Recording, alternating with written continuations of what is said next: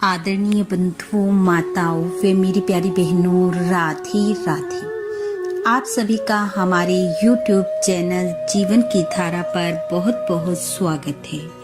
बंधुओं, आज हम इस वीडियो में भगवान सूर्य देव की कथा सुनेंगे, जिसे सुनने सुनाने से भगवान सूर्य देव की कृपा से शारीरिक व मानसिक व्याधियों का नाश होता है। कथा कहानी सुनने के बाद यदि आप हमारे चैनल पर नए हैं तो कृपया हमारे चैनल को सब्सक्राइब करें, बेल आइकन को प्रेस करें ताकि हमारी वीडियो की नोटिफिकेशन सबसे पहले आप तक पहुंचे। वीडियो को शेयर व लाइक भी जरूर करें। पद्म पुराण में वर्णित कथा के अनुसार मध्य प्रदेश में भद्रेश्वर नाम का एक राजा राज्य करता था। अनेकों व्रत व तपस्या के प्रभाव से वह राजा पवित्र हो चुका था। वह नित्य प्रति देवता, ब्राह्मण, अतिथि और गुरुजनों का पूजन किया करता था तथा प्रजा का पालन भी न्याय पूर्वक किया करता।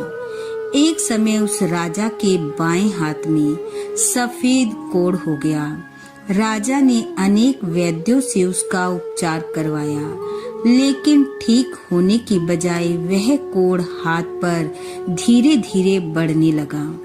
इस बात से दुखी होकर एक दिन राजा ने अपने मंत्री गणों व विद्वान ब्राह्मणों को बुलवाया और अपने रोग से चिंतित होते हुए राजा कहने लगा, हे विप्रगणों, मेरे हाथ में एक ऐसा पाप का चिन्ह प्रकट हो गया है जो लोक में निंदित होने के कारण मेरे लिए अति दुखदाई है। अतः मैं किसी पुण्य क्षेत्र में जाकर अपने शरीर का परित्याग करना चाहता हूँ।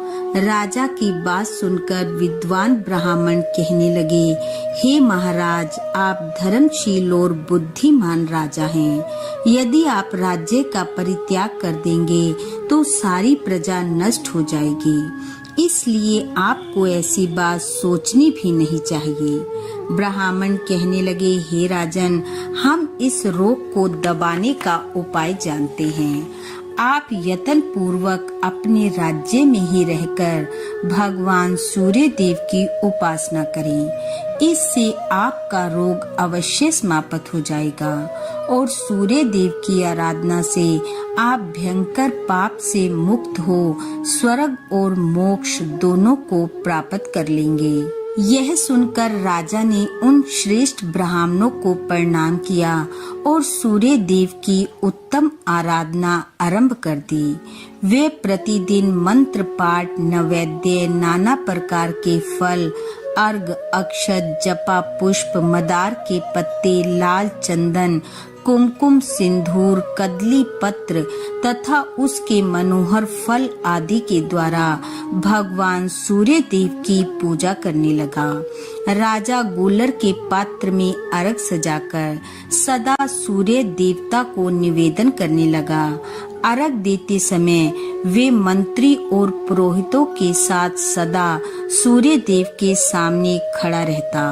राजा के साथ आचार्य, रानियां, अंतःपुर में रहने वाले रक्षक, दास वर्ग तथा अन्य लोग भी रहा करते। वे सब लोग प्रतिदिन राजा के साथ अर्घ देते। सूर्य देवता के अंग भूत जितने व्रत थे उनका भी उन्होंने एकाग्रचित होकर अनुष्ठान किया। 1 वर्ष व्यतीत होने पर राजा का रोग दूर हो गया।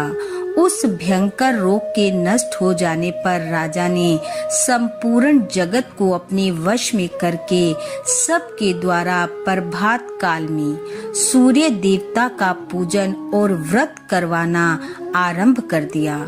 सब लोग कभी हविष्यान खाकर और कभी निराहार रहकर सूर्य देवता का पूजन करते। इस प्रकार ब्राह्मण, क्षत्रिय और वैश्य इन 3 वर्गों के द्वारा पूजित होकर भगवान सूर्य देव बहुत संतुष्ट हुए और कृपा पूर्वक राजा के पास आकर बोले, हे राजन, तुम्हारे मन में जिस वस्तु की इच्छा हो उसे वरदान के रूप में मांग लो। सेवकों और पुरवासियों सहित तुम सब लोगों का हित करने के लिए मैं यहाँ उपस्थित हूँ। राजा ने कहा, सबको नेत्र प्रदान करने वाले भगवान, यदि आप मुझे अभिष्ट वरदान देना चाहते हैं तो ऐसी कृपा कीजिए कि हम सब लोग आपके पास रहकर ही सुखी हों। सूर्यदेव बोले, हे राजन, तुम्हारे मंत्री, पुरोहित, ब्राह्मण, स्त्रियां तथा अन्य परिवार के लोग सभी शुद्ध होकर कल्प पर्यंत मेरे रमणीय धाम में निवास करेंगे।